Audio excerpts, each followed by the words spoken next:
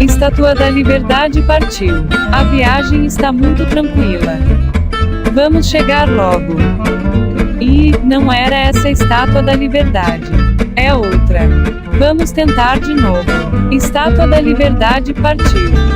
Parece que agora estamos indo na direção certa. Chegamos. Agora sim, vamos começar.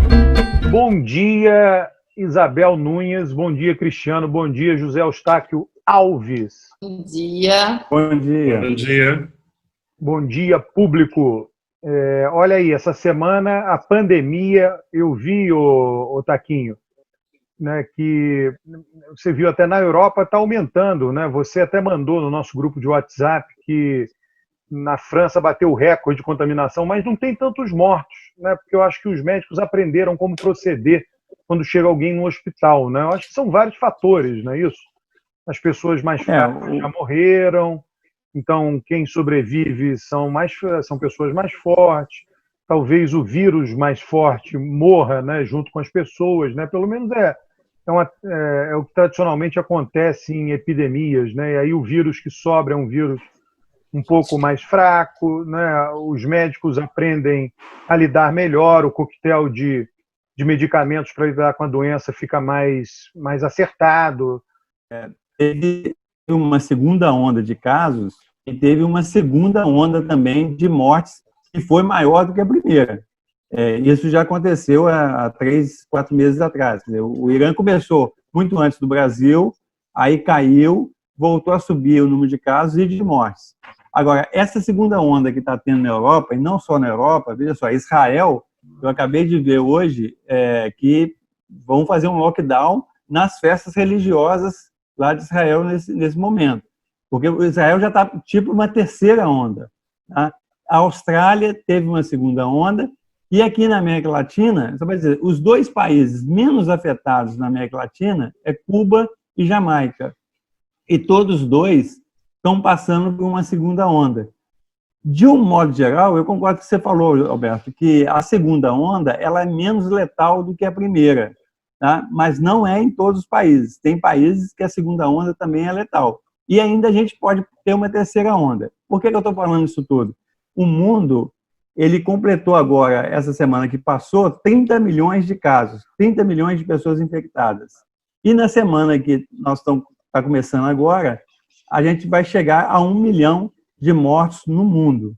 Tá? Ou seja, a pandemia está longe ainda de ser resolvida.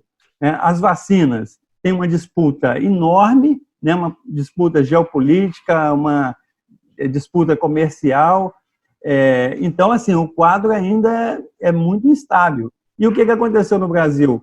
A gente teve até a semana passada, na semana anterior, nós tivemos uma queda muito significativa no número de casos e de mortes. Nós tivemos a menor média dos últimos 4 meses. Mas essa semana que passou, voltou a subir. Subiu um pouquinho só, não subiu muito, mas voltou a subir. Então, mostrando que é difícil. Esses processos de controlar a pandemia é muito complicado. E me chama muito a atenção nessa história da pandemia toda é a questão da naturalização das mortes, né? Assim, como as pessoas naturalizaram essa quantidade de gente morrendo e que eu acho que tem tudo a ver com o nosso país, tem tudo a ver com a maneira como a gente lida com a mortes violentas. Ontem eu organizei uma mesa com colegas que estudam mortes violentas e aí é muito interessante pensar o quanto a gente está acostumado a ver um número de pessoas que morrem, né, que é enorme e é muito maior do que na maior parte dos países do mundo, né, e a gente naturaliza a morte.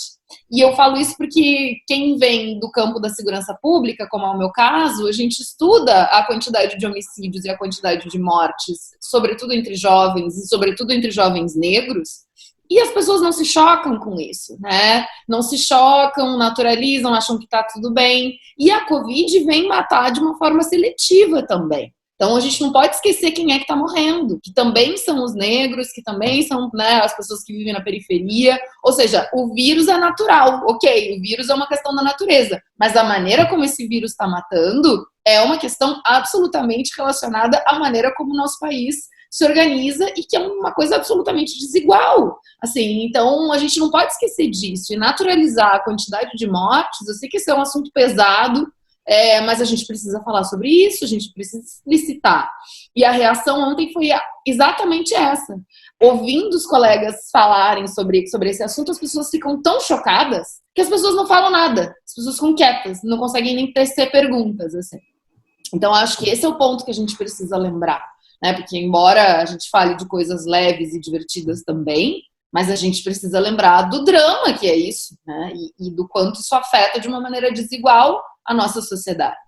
Eu queria, continuando o que a Isabel está falando, também penso que um outro aspecto para a gente naturalizar as mortes tem a ver com o fato de que elas são dissolvidas ao longo do tempo, né? Nós estamos há 6 meses, quase 7, com essa pandemia no Brasil. Chega um determinado momento que, assim como acontece com as mortes violentas, assim, acho que elas vão acontecendo de maneira tão dissolvida ao longo do ano que as pessoas não vão percebendo que isso está acontecendo. E houve, junto com isso, né, acho que um aspecto importante é que houve um cansaço natural das pessoas, né? Acho que já não faz mais nem sentido ficar criticando as pessoas por saírem às ruas, irem aos bares, etc., porque tem um cansaço natural que a quarentena gerou em todo mundo, assim, um desgaste muito grande de ficar parado em casa, perder empregos, familiares ficando doentes, tendo a inação do governo federal em relação a isso. Assim, acho que esse foi um momento de tão pouco acolhimento da população, de tanta incerteza sobre as coisas, que eu entendo que as pessoas também estejam já voltando à sua normalidade no máximo que elas podem, assim, porque elas não estão mais interessadas em manter esse sistema do jeito que ele está, porque ele também não tem funcionado, né? Me parece que foi uma opção muito equivocada de diversos níveis. Sim, as pessoas, e como na ausência de políticas públicas adequadas, na ausência de orientações claras, a gente está passando muito mais tempo isolado do que seria se a gente tivesse medidas mais, digamos assim, homogêneas ou mais, né, menos desiguais também. E aí as pessoas estão, de fato, saturadas mesmo, porque como é que você vai continuar? Você vai continuar na pandemia, no isolamento? Vai continuar sem sair de casa? Quanto tempo as pessoas aguentam isso? Sem falar que qual o tipo de casa que as pessoas têm também, né?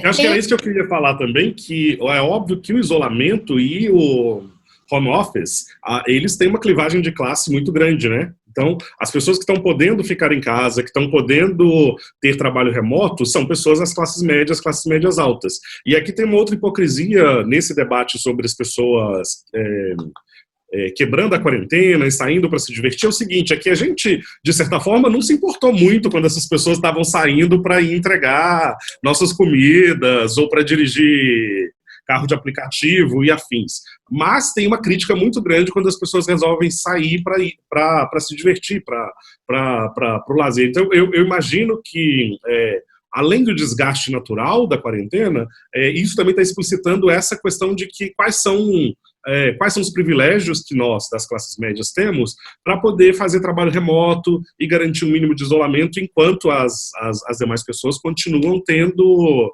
sua vida completamente afetada pela pandemia.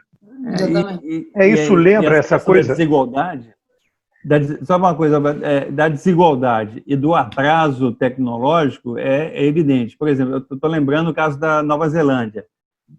Eu fiz uma entrevista com uma pessoa lá da Nova Zelândia com um artigo que eu tinha feito e aconteceu o seguinte: no auge do lockdown da Nova Zelândia, ninguém usava dinheiro, tudo era eletrônico, tudo não era nem cartão, era o celular. As pessoas, elas não tinham esse contato, e a população como um todo, né? Não é uma elite e tal. Então, assim, o país está num nível de organização que ele é capaz de ver toda a população. Por exemplo, morador de rua, né? Eu sempre achei essa questão seguinte: se você vai fazer um lockdown, você tem que dar proteção para o morador de rua, porque se o morador de rua fica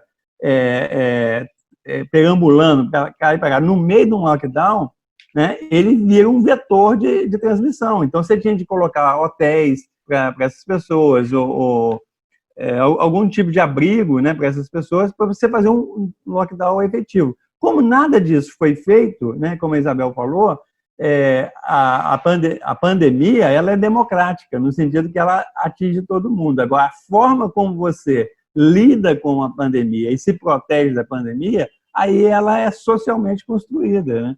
Então é uma situação não complicada. Só pontuar duas coisas, a coisa que a Isabel falou da segurança pública, isso me lembra muito, né? A segurança pública no Brasil nunca houve uma política pública realmente efetiva, né? Coletiva. A elite brasileira, você vê, o gasto com segurança pública, o gasto com polícia de todos os estados federal só aumentou nos últimos anos e a criminalidade só aumenta, a mortalidade só aumenta.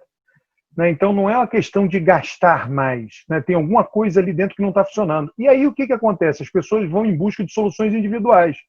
Quem pode cerca a casa, põe um cachorro bravo dentro de casa, tem essa coisa de cerca elétrica, você vê os horários de chegada e saída em casa, enfim, todas as medidas são individuais, você não vai deixar de tomar medida.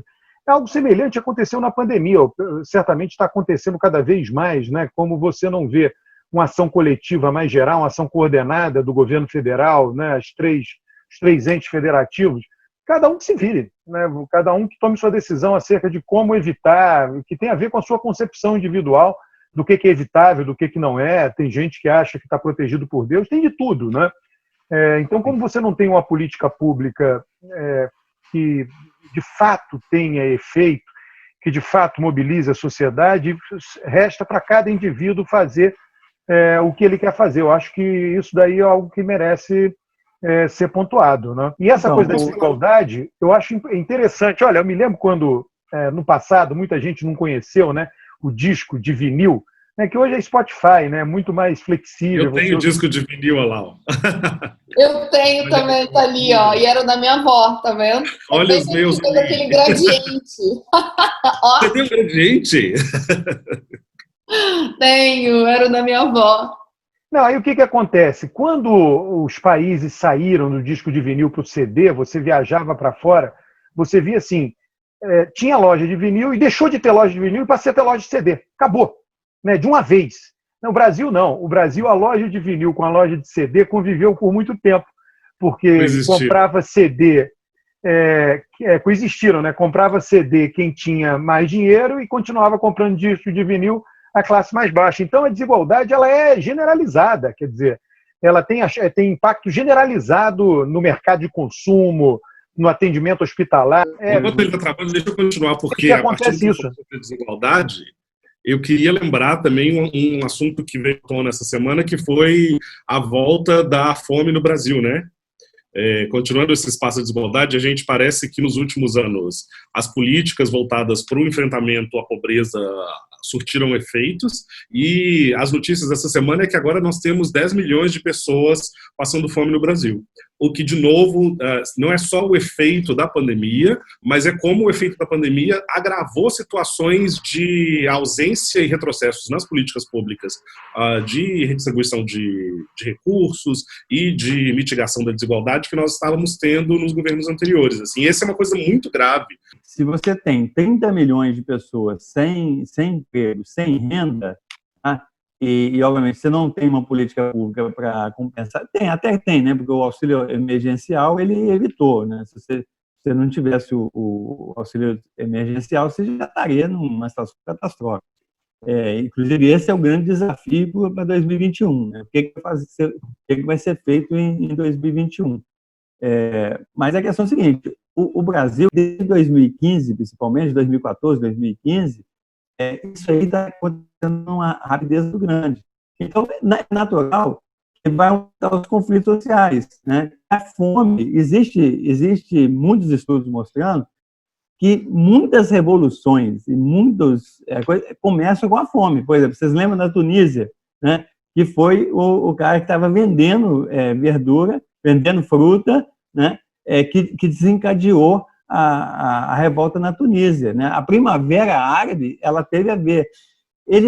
Tem vários estudos mostrando que a guerra na Síria, né, ela começou em função da crise do petróleo que eles tiveram lá e da seca, ou seja, das questões climáticas. Essas duas coisas quer dizer, já existia um paiol, uma bomba relógio, e essas duas coisas foi a ignição que explodiu a bomba relógio na Síria, né?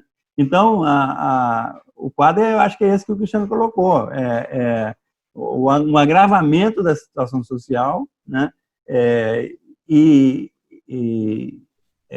Veja só, eu estou lembrando aqui do Peru, né?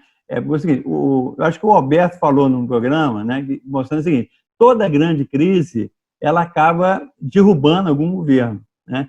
E isso que está acontecendo no Brasil está acontecendo mais grave no Peru, né? E já estão fazendo o impeachment do presidente do Peru, né? Então, assim, esse é o quadro, que, voltando aqui uma previsão que eu tinha feito no meio do ano, né? Eu acho que o atual governo ele não passa de 2021, pelo agravamento da situação. Estamos no meio do ano? Hã? A previsão do meio do ano é essa, nós estamos no meio do ano. Quer dizer, já estamos para o fim. Eu gostaria que você tivesse, assim, eu estou torcendo para você estar certo, mas queria entender melhor essa previsão, Taquinho. Eu acho que essa previsão não vai se... Eu também, infelizmente. Eu acho que esse governo vai até 2022. Eu não sou a favor que ele fique até 2022, assim, que eu prefiro que ele vá se desidratando de tal forma que ninguém jamais queira um governo como esse, do que ele saia como um sujeito que é da antipolítica, que foi tirado do poder pela velha política. A minha previsão desde o início é o seguinte: em novembro cai o Trump e ano que vem cai o Bolsonaro. Opa! Alberto, você está aí? A partir de janeiro, deixa de ter o auxílio emergencial, né? A situação do Bolsonaro vai ficar difícil, né? Eu acho esquisito, Cristiano, eu não vi direito esse dado da fome. Tem duas coisas que eu não entendo, né? Como é que a fome, se esse dado é novo, é antigo, como é que a fome aumentou se o auxílio emergencial diminuiu a pobreza? E aumentou o preço do alimento aumentou no mundo todo. A FAO tem um índice de alimento que ele vinha caindo até março e subiu rapidamente a partir de março no mundo inteiro. E no caso do Brasil, é aquilo que a gente discutiu na semana passada. Como o dólar estava muito caro, os produtores brasileiros eles exportaram muito arroz, né, e outros produtos, e faltou produtos do mercado interno. E aí quem vai pagar essa conta é quem está desempregado, quem não tem renda, né? Então, nesse sentido, por isso que aumenta a fome no Brasil e na América Latina. No mundo. Agora, é curioso, aumentou também o mercado de consumo de material de construção.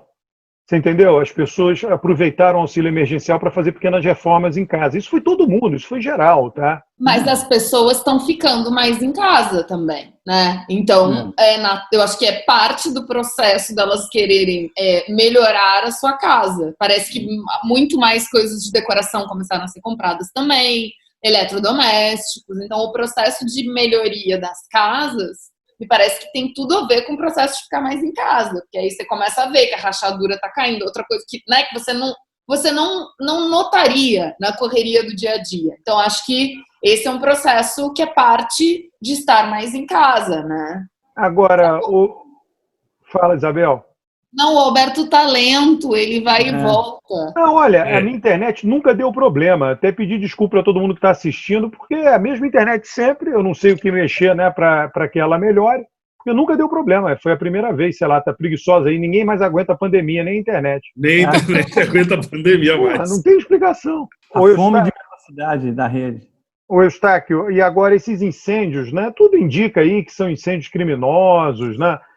Tudo meio que autorizado por Bolsonaro, parece que tem fazendeiros envolvidos, já tem essa investigação da Polícia Federal, o Senado também já começou a investigar, né? Olha, eu não consigo nem ver direito as imagens disso aí, é uma destruição gratuita, né? E inútil, né? Absolutamente inútil. Não, eu acho que tem incêndio criminoso, mas dado o contexto das mudanças climáticas, que é o seguinte, da seca.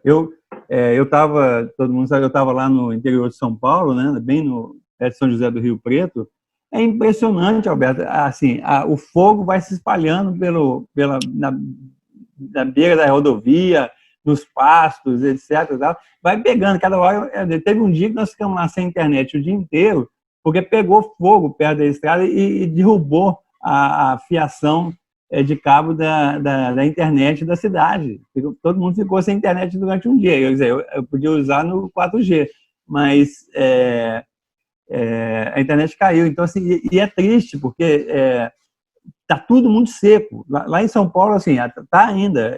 Eu já estou no Rio, mas muito, muito seco. Então, qualquer fagulha está pegando. Então, assim, esse que é o quadro. Quer dizer, numa situação de agravamento, né, das mudanças climáticas, né, qualquer interferência humana, ela faz uma catástrofe. A Califórnia é a mesma coisa, né? Porque a Califórnia tinha incêndio, mas agora eles estão muito mais espalhados, muito mais rápidos.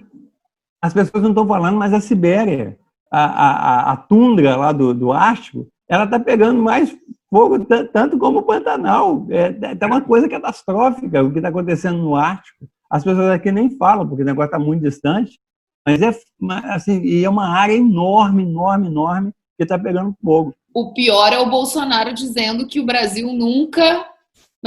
que ele nunca foi tão bom em proteção dos direitos ambientais. Fala tu, Taqui, tu que é o cara do ambientalista. Não dá nem para comentar. Vocês viram que o vídeo de fake news que o Salles postou na internet foi retirado? Não vi. Aquele vídeo que nós comentamos, acho que foi na semana passada, que era um vídeo que mostrava o mico-leão, não era isso? Foi, Alberto? Foi da Mata Atlântica, o mico-leão. Que era um bicho da Mata Atlântica, na Amazônia, que era um vídeo em inglês, então esse vídeo foi retirado pelo Facebook. Brasil tá de parabéns, ele disse. De parabéns. Mas isso daí é uma estratégia de comunicação que ele copia o Trump, né? Que o objetivo é confundir, né?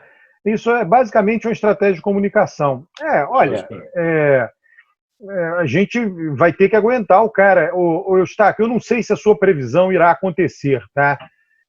Porque eu estou aqui nesse grupo do Alberto. Eu acho que essa previsão não vai se realizar. Eu também acho que não, mas eu gostaria que se realizasse, mas eu acho que não. Quer dizer, nem sei se gostaria, porque a explicação do Cris, para mim, faz sentido também. Por que a elite política ia querer tirar ele um ano antes da eleição? Eu não vejo muita razão, entendeu? Não, eu acho o seguinte, todos os governos que caíram no Brasil caíram por causa de uma grande recessão, de uma grande crise social. O Collor foi assim, e os outros também. O Alberto sabe muito mais do que eu. Assim, nenhum governo sobrevive a uma crise tão violenta como a que nós estamos passando. Então, baseado nisso, que eu faço essa previsão. Agora, evidentemente, toda previsão está sujeita claro. Mas é que eu estou achando a elite capaz de dizer, vamos entubar isso aqui até o ano da eleição, acabou, aguenta mais um ano, entendeu? Para que Mourão, né? Para causar mais confusão, quer dizer, é um estresse muito grande. Não, eu só estou fazendo uma ponderação com relação à sua previsão. Eu imagino, porque o auxílio emergencial foi um colchão muito importante, está sendo um colchão muito importante. Não é barato, a gente não pode menosprezar isso. Foi muito dinheiro direto na mão das pessoas. Foi algo incrível que aconteceu. Até mostrou o funcionamento das instituições, que as pessoas questionam tanto. O Brasil estava preparado para dar um auxílio emergencial, localizou as pessoas, muita gente sem identidade, muita gente perdida, mas, por outro lado, nós hoje temos um cadastro monstruoso de pessoas no Brasil e que a gente pode auxiliar diretamente com a política social. Então, isso daí não é obra deste governo, isso daí é obra, né, de décadas de trabalho no Brasil. Não passamos uma semana sem o Alberto falar que as instituições estão funcionando. Mas as pessoas não ficam olhando o que é positivo, isso eu acho uma loucura. Ficam imaginando um paraíso idílico e esquecem de viver o presente, né? E que o presente tem muita melhora. Você está muito budista hoje, não é os budistas que vivem o presente, você está bem com filosofias orientais, está aplicando umas filosofias orientais. Vamos viver o presente. Eu fui convidado para esse canal aqui para ser o pessimista, né? Eu confesso que eu gosto do otimismo do Alberto, assim, tipo... A otimismo do Alberto. Então, assim, eu vou só te falar uma frasezinha do Luiz Gonzaga. Ele fala assim: uma esmola para homens são, ou humilha o cidadão, ou humilha ou vicia o cidadão. Isso tem uma música dela. Então, o auxílio emergencial, ele é extremamente importante, etc. Mas se a gente não resolver essa questão do emprego, né, e empregar essas 30 milhões de pessoas rapidamente, tá? O Brasil não tem jeito. Não tem, porque não tem recurso, e esse papo que as pessoas têm aí, alguns economistas heterodoxos, não, a gente roda moeda, não tem problema não, que nunca vai quebrar, o governo não quebra, né? Isso é uma besteira tão grande, eu não sei como é que um economista pode vir falar que é o seguinte, o governo não quebra, que a gente vai emitir moeda e aí resolveu tudo. A moeda é a cloroquina dos economistas heterodoxos. Não, isso aí... Não, mas isso é um absurdo, né? Agora, olha aqui, a gente falou de desigualdade, né? E uma das coisas importantes da desigualdade diz respeito a essa discussão da volta às aulas, né? Que está muito forte, teve a ida da Tabata ao Ministério da Educação, falar com o ministro da Educação, né? Enfim, está um debate muito grande acerca disso, né? O artigo, muito bom artigo da Viviane Sena, né, chamando atenção para a necessidade da volta às aulas, que a evasão, né, escolar que isso pode propiciar, o que já está propiciando, na verdade, né? A mim, o que chama muita atenção o tempo todo quando eu penso nessa questão é a desigualdade entre as escolas públicas e as privadas, né? O quanto o nosso país não passa por um processo de, digamos assim, a nossa desigualdade, ela se explicita muito pelo sistema de ensino. E aí estou falando do ensino fundamental mesmo. Estou falando de quem vai para as escolas de elite e para quem vai para as escolas públicas de periferia e que não tem professor e todos os dramas, né? Eu lembro sempre muito, e aí eu vou trazer como exemplo um trabalho que eu fui banca de uma menina que era professora da escola pública aqui no Rio de Janeiro, e aí ela foi fazer a pesquisa sobre o funcionamento administrativo da escola. E aí, uma determinada passagem do trabalho dela, ela conta da diretora da escola, dizendo o seguinte, de uma escola de periferia aqui do Rio de Janeiro: não tem problema eles comerem comida podre, porque afinal eles são todos filhos de bandidos. E aí são crianças de 5, 7, 8 anos que a gente está falando. Ou seja, a desigualdade, a maneira como se distribui a educação, e aí eu acho que isso culmina nos debates da política, né? Porque como é que você vai ter uma sociedade que vai saber os seus direitos, vai conseguir exercer seus direitos, se a gente tem esse abismo, né? Essa questão que nunca se resolve, assim. E aí a pandemia explicita isso também, traz isso de uma maneira gritante, traz isso de uma maneira perversa, traz isso de uma maneira dolorosa, né? Que você não tem os mesmos valores, que são distribuídos de maneiras desiguais, as pessoas nas escolas privadas vão aprender cada vez mais a serem a reproduzirem certas formas de lidar com a sociedade, e aí você vai olhar na escola pública, isso não tem essa homogeneização de valores, não tem uma ideia republicana, por exemplo, de que as pessoas têm que cuidar, né, do lugar onde elas vivem, e aí isso começa pelo ensino, quer dizer, como é que a gente vai ter uma sociedade melhor, né? Não tem como, porque a gente já tem essa desigualdade abissal de partida. Enfim, e aí a pandemia reforça isso, e a volta às aulas reforça isso. E aí fica também essa questão dual, né, de as pessoas retomando suas atividades, indo à praia, indo ao bar, e que aquilo que nós falamos, a gente não tem como também desconsiderar todas as complexidades do que as pessoas estão vivendo, todas as dores, mas as escolas não voltam. Quer dizer, e aí as crianças ficam sendo tratadas de uma maneira desigual o tempo todo. Eu acho muito cruel, assim, acho que esse é um debate. E aí não volta a escola pública, e como é que você coloca o professor da escola pública em risco, né? Assim, realmente um caroço aí, viu? Eu acho que essa questão revela muito, talvez uma frase que eu já ouvi outras vezes, desigualdade gera desigualdade, né? Então a desigualdade de antes, ela vai produzir mais desigualdades agora. Pegando o que você está dizendo, é muito interessante, assim, eu vou usar interessante aqui, mas eu queria usar outra palavra, que não tem havido uma coordenação de políticas governamentais pensando a reabertura das escolas, a volta às aulas, porque do modo como essa discussão está sendo levada agora, de maneira muito apressada, ela dá a entender que são os professores e que são as escolas que não têm interesse no retorno às aulas. Quando, por exemplo, as escolas privadas, particulares, elas sequer pararam. Elas migraram para o ensino remoto, emergencial, automaticamente, e elas estão lidando, porque elas têm um público que é um público que tem mais acesso à internet, que tem familiares que puderam ficar em casa e que talvez puderam cuidar parcialmente da educação dessas crianças, mas as escolas públicas, elas tiveram, não elas, né, mas as secretarias estaduais de educação, as secretarias municipais de educação e o Ministério da Educação, tiveram 6 meses para, por exemplo, ter um plano de retorno às aulas. Um plano pensando quais são as diferenças escolares. Então, você vai ter escolas que não vão ter banheiro, você vai ter escolas que não têm material de higiene. Não tem água para lavar a mão.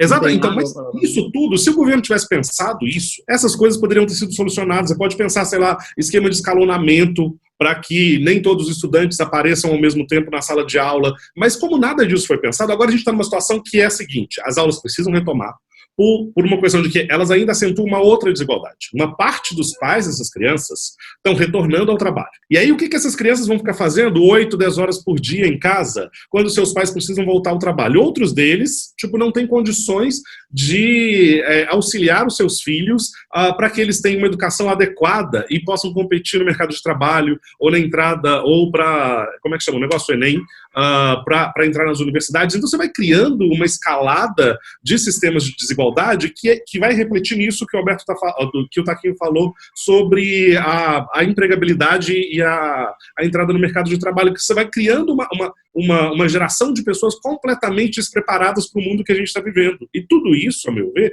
é falta de coordenação política dos governos. Não é responsabilidade das escolas em específico, dos professores específicos. Assim, existem dados sobre a complexidade do sistema educacional brasileiro e existem formas de você solucionar isso, mas elas não foram pensadas. E agora a gente está em setembro, seja lá que decisão que for tomada, ela vai ser ruim para as pessoas que estão sendo afetadas. Seja o retorno às aulas, vai ser ruim, ou o não retorno vai ser péssimo. Assim, é uma situação em que ninguém ganha.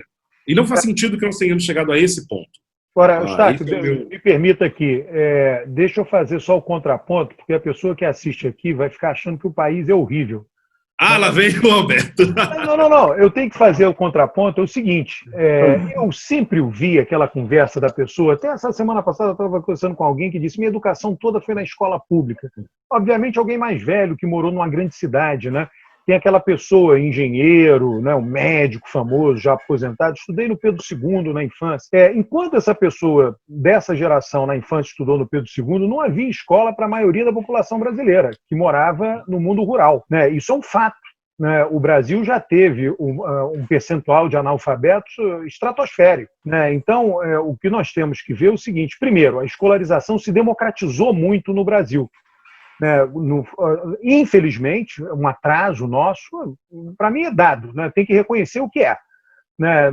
A gente só conseguiu universalizamos o ensino fundamental no Brasil nos anos 90. Foi no governo FHC, inclusive. Foi, no primeiro governo Fernando Henrique, foi a universalização do ensino fundamental.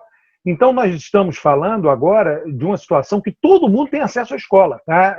Tem sempre alguém que não tem, etc., mas o nosso desafio agora é não universalizar, que praticamente nenhum país do mundo universaliza, mas dar acesso a quase todo mundo ao ensino médio. É o maior desafio que o Brasil tem pela frente. O ensino fundamental, agora, tem que fazer o quê? Tem que melhorar a qualidade. O que nós estamos falando é da qualidade. E essa qualidade, a gente pode ver aí pelo IDEB, aí, que todo ano acabou de ser divulgado, existe um elemento regional grande, né? Eu acompanho alguns estados, tenho contato em alguns estados, eu me recordo, né, um político que agora ele está sem mandato, um cara jovem de Goiás, ele foi secretário de Educação em Goiás. Ele investiu muito, Tiago Peixoto, um cara muito jovem, ele investiu muito na educação em Goiás. Está lá Goiás, ó. Isso leva um tempo, né? Goiás está líder aí, né, nos rankings de IDEB, né? Alagoas nunca melhorou tanto, né, que sempre foi o estado mais atrasado em termos de educação. Então, tudo isso a gente precisa reconhecer. O que não significa que não haja problemas, né, que tem esse problema, por isso que eu digo. E eu participo de vários grupos de WhatsApp, é muita mensagem, eu não consigo ver todas, mas teve algum aí que eu estava vendo, né, um grupo de professores de escola que questionaram a volta às aulas. Eu botei lá o artigo da Viviane Sena, aí eles escreveram assim: então fala para ela entrar num ônibus escolar. Quer dizer, né, eu não acho que seja um argumento racional, um argumento meio demagógico. Né? Claro que, né, você tem que ter procedimentos na hora de entrar no ônibus escolar, na hora tem que ter um esforço, não tem jeito. Né? Aí no próprio grupo as pessoas diziam lá, não, mas o professor já trabalha demais, agora um esforço a mais para organizar o recreio. Olha, não tem jeito, né? Não tem moleza. Lamento. Roberto, só uma coisa é o seguinte, eu vou reforçar uma ideia que eu sempre coloquei, é o seguinte, que eu acho que você está certo no sentido seguinte, que no longo prazo houve conquistas inegáveis. Né? Se você pegar a população como um todo no Brasil, ela estava fora da escola, principalmente as mulheres, e principalmente as mulheres negras, né? E os homens também, mas as mulheres, particularmente, elas estão completamente fora da escola até o século XIX, foram entrando, e hoje as mulheres são maioria na educação em todos os níveis, no mestrado, na universidade, no doutorado, etc.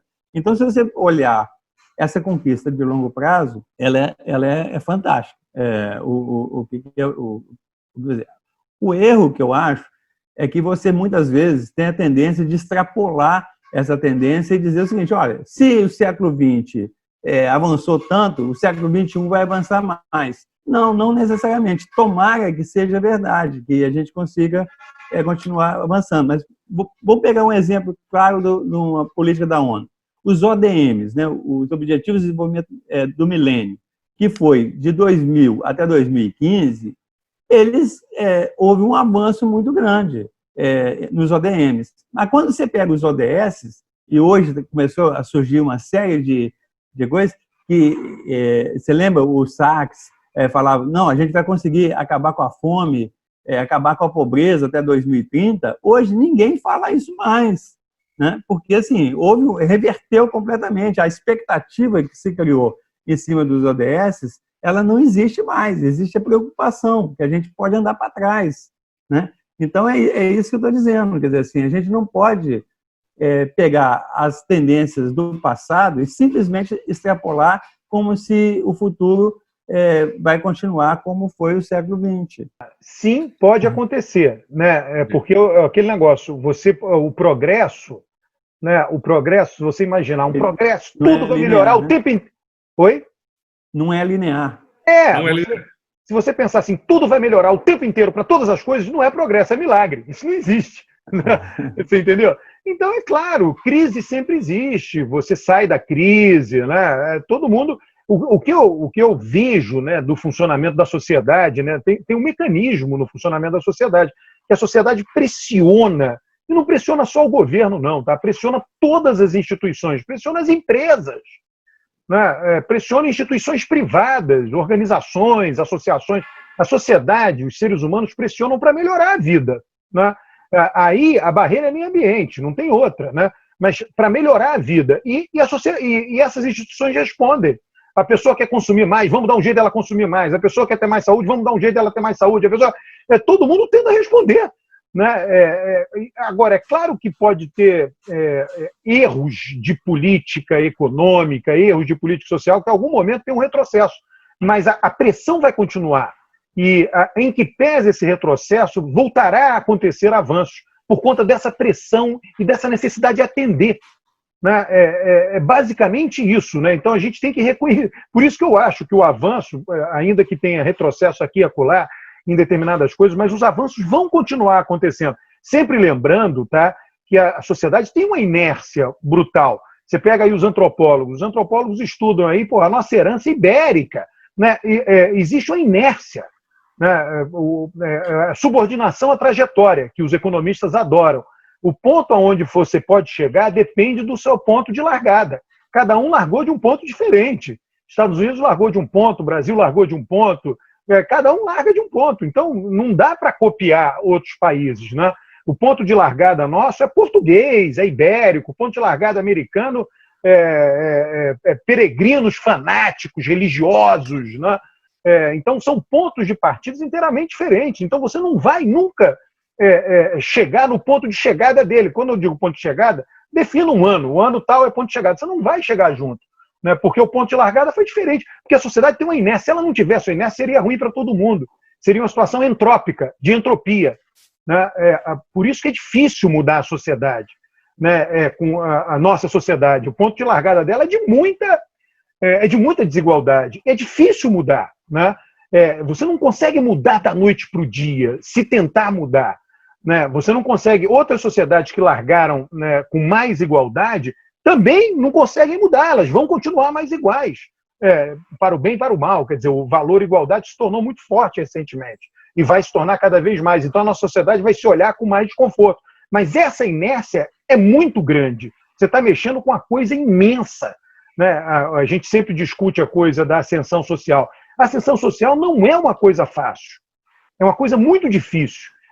As medições de ascensão social são medições seguintes: aumentou a escolaridade, olha a mobilidade enorme. Pô, mas se você aumentar a escolaridade de todo mundo se moveu, pô. O pai tinha escolaridade mais baixa, ele passou a ter escolaridade. A questão não é essa. A questão é acesso a bens, acesso à riqueza. Isso tem uma inércia gigante. Isso não diz respeito à vontade individual. Isso é um fenômeno social, né? Para o bem ou para o mal. Quer dizer, tem um lado ruim, que a gente tem esse valor cada vez mais forte nosso da igualdade, e tem um lado bom, que a sociedade fica estruturada, né? A gente não sabe o que aconteceria se ela não fosse estruturada. Poderia ser uma situação entrópica, de total desordem, né? A gente não sabe, né? Eu só estou fazendo uma análise, mais nada. Eu acho que sempre tem alguma ordem, né? E o ponto, pelo menos como antropólogo, que a gente pergunta é como se estabelece ordem. O como, né? Pensando nessa coisa de conflito, que é o que eu estudo, é como os conflitos são administrados, ou como a ordem é estabelecida, ou é mais sobre os processos, sobre como essas coisas acontecem, do que se tem ou se não tem. Até porque há diferentes tipos de ordem também, né? E há diferentes formas de estabelecer ordem, e há diferentes formas de controlar conflito. Então, assim, eu acho que é menos o que se é certo, se é errado, mas como entender como que essas coisas acontecem na nossa sociedade, assim. E acho que o valor igualdade, pensando aí como antropóloga mesmo, pensando no Dumont, que é o cara que fala dos valores, né? Cada sociedade elege um valor para hierarquizar o resto dos outros. O ponto é, qual é o valor que a gente elege na nossa sociedade, né? E como que a gente exatamente. É exatamente esse cara aí, entendeu? Então, assim, como que a gente coloca, né? Eu acho que está no homo hierárquicos isso que eu estou falando, não no individualismo. Então, assim, como que qual o valor que a gente elege como ordenador da nossa sociedade? E me parece que no Brasil não é igualdade, não, né? Parece que aqui no Brasil é outra coisa. Porque que mané é igualdade se ninguém se preocupa com ela? Se nenhum governo se preocupa com ela? Se as pessoas não colocam ela em prática, né? Então, qual é o valor ordenador da nossa sociedade? Que eu acho que é a pergunta que a gente tem que se fazer, assim. E como que isso se organiza? Na minha cabeça não tem igualdade nenhuma ordenando nada aqui no país que a gente vive, né? Agora, qual é? Bom, temos que pensar sobre isso. Me parece que é justamente essa coisa de hierarquia, de desigualdade, de colocar as pessoas no lugar delas, e que o lugar delas é sempre para baixo e do falante é para cima. Então é sempre essa ideia do eu sou melhor, eu posso mais. Claro, tá embaixo na nossa sociedade é um horror, é terrível. Então é uma distribuição desigual de direitos o tempo todo. Mas olha, o Isabel, eu acho que isso já foi maior no Brasil, tá? Não, eu acho. Olha o otimismo do Alberto. Não, simplesmente você vê, inclusive, né, eu sei que, né, o país é um só, né, mas ele tem variações regionais importantes. Tá? Veja só, Roberto da Mata, né, ele produziu tudo que ele produziu a partir do Rio de Janeiro. Não estou dizendo que não haja a mesma coisa fora do Rio de Janeiro. Mas existem gradações. Tá? Claro. A sociedade de São Paulo é uma sociedade muito diferente da sociedade do Rio de Janeiro. É uma sociedade muito mais burguesa. Você vem do sul do país, você sabe que é diferente lá. Você sabe que Santa Catarina é diferente, né? O Nordeste já é diferente para uma outra direção. Então, veja só, existem gradações importantes na sociedade. E existem mudanças geracionais, que eu digo, as mudanças são muito lentas. Na medida em que você aumenta a escolarização de todo mundo, né, isso tem um impacto formidável, que o Brasil não entende o impacto que a escolarização tem, as pessoas menosprezam, né, não conseguem compreender. Quem formou, o primeiro país a formar os primeiros, mas certamente o primeiro de grande massa a formar esse sistema escolar de grande massa foi a Alemanha, com Lutero, baseado nas igrejas lá, entendeu? Simplesmente, na época lá de Lutero, todo mundo era analfabeto. Todo mundo, 98% das pessoas, só 2%, os nobres e o clero, uma parte do clero, porque o baixo clero não era, entendeu? Senão não seria baixo clero, o baixo clero era analfabeto. Tá? E aí eles decidiram fazer o seguinte, vamos educar todo mundo, porra, todo mundo tem que ler a Bíblia. Né? E aí eles construíram um sistema educacional brutal, imenso, né? Tem lá sermões de Lutero, por que é importante educar as crianças. Isso foi uma invenção de uma religião, que aí massificou. Tem um texto muito interessante, é uma pergunta, was Weber wrong? Weber estava errado? Né? Que o cara mostra na parte da Prússia, né? Porque a Prússia tem censo há muitos anos, acho que o primeiro censo da Prússia foi em 1875, né? E ele mostra o seguinte, que quanto mais próximo da cidade em que Lutero botou lá as 95 teses, você tem círculos concêntricos. Então, quanto mais próximo daquela cidade lá, esqueci o nome, mais mais luterana era a população, a proporção de luteranos. E aí vai ficando distante, vai diminuindo a proporção de luteranos.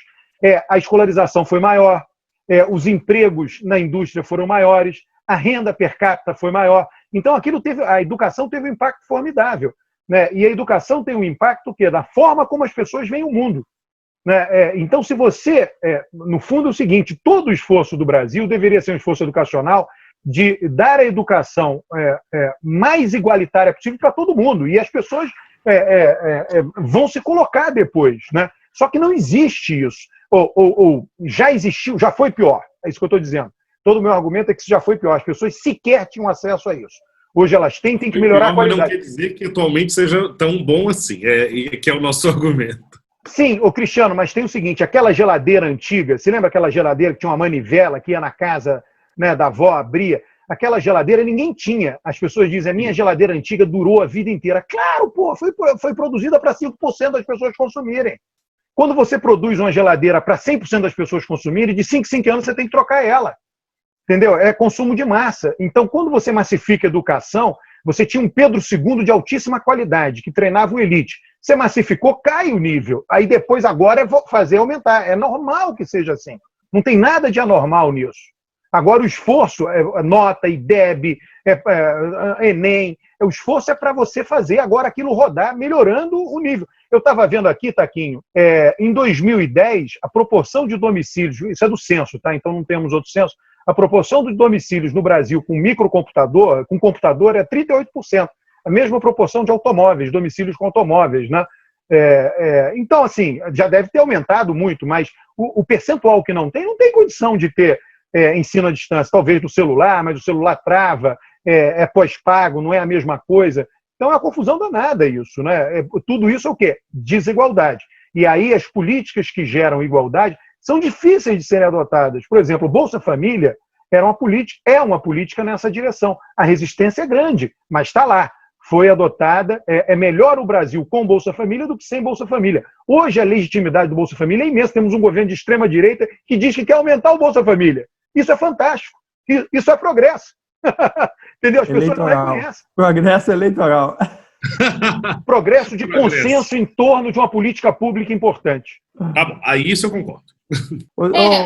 Roberto, falando todo esse otimismo, vamos então discutir a situação do Rio de Janeiro, do Witzel. Para encerrar, hein? Para encerrar. Você viu que a conexão melhorou muito já.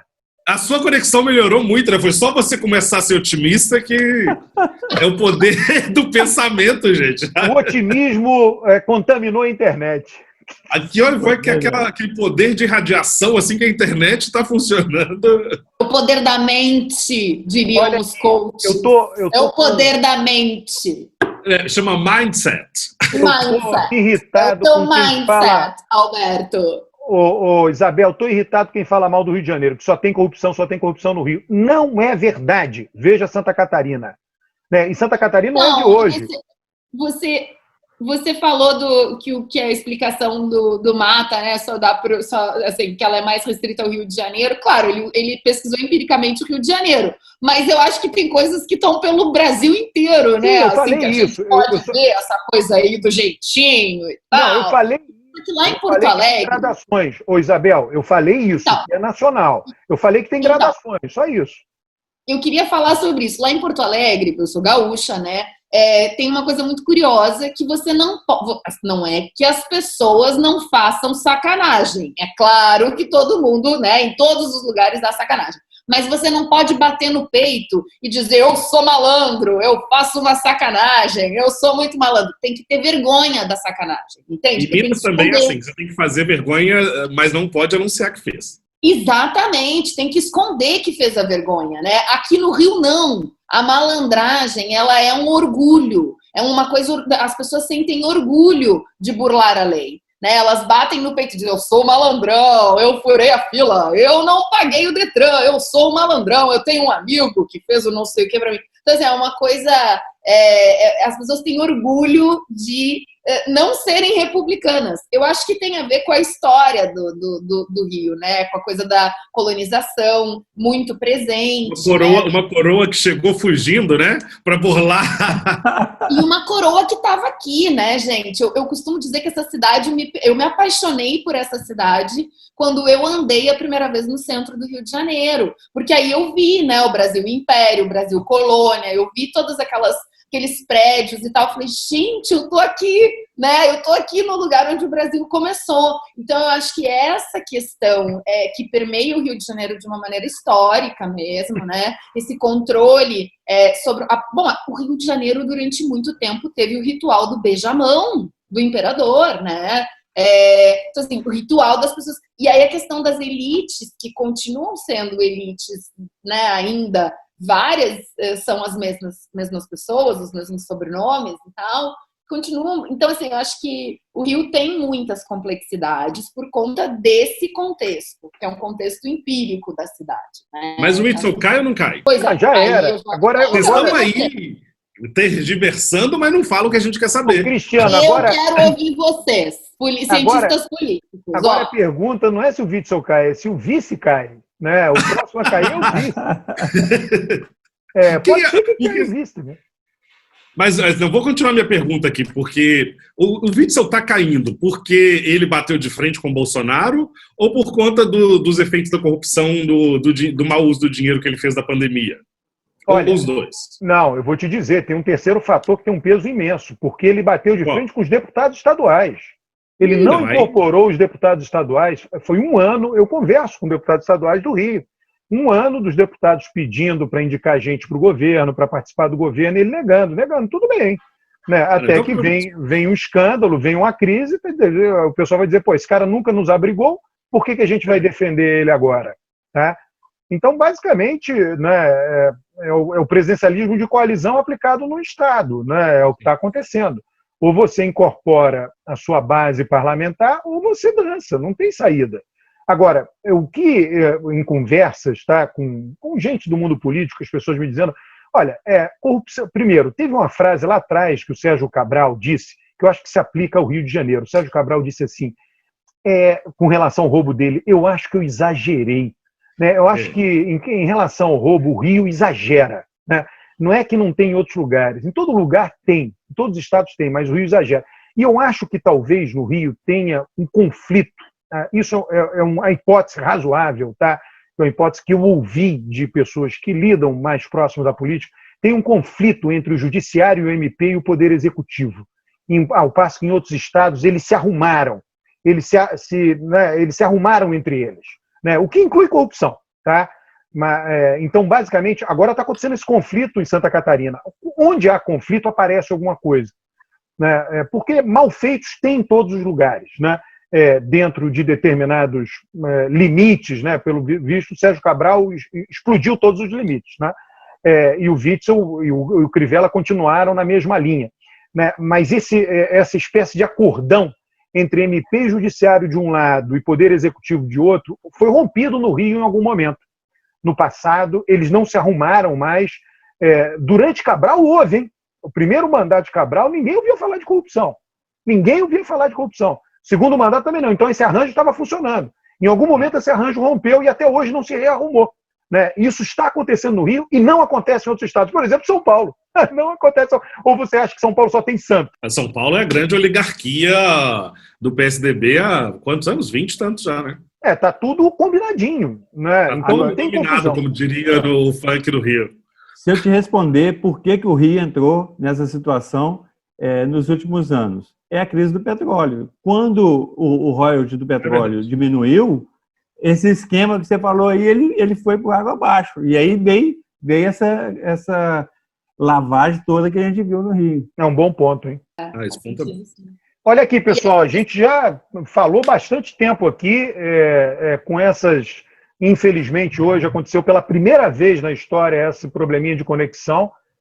Espero aí que todo mundo tenha tido paciência para enfrentar isso. Eustáquio, você gostaria de falar alguma coisa aí? Você... Então, eu, assim como o Tomás, é o seguinte, eu estou com um problema concreto pela frente, que eu estou escrevendo um paper que eu não consigo me concentrar o suficiente e eu vou ter de me dedicar pelo menos nos próximos 2 meses a esse trabalho, né?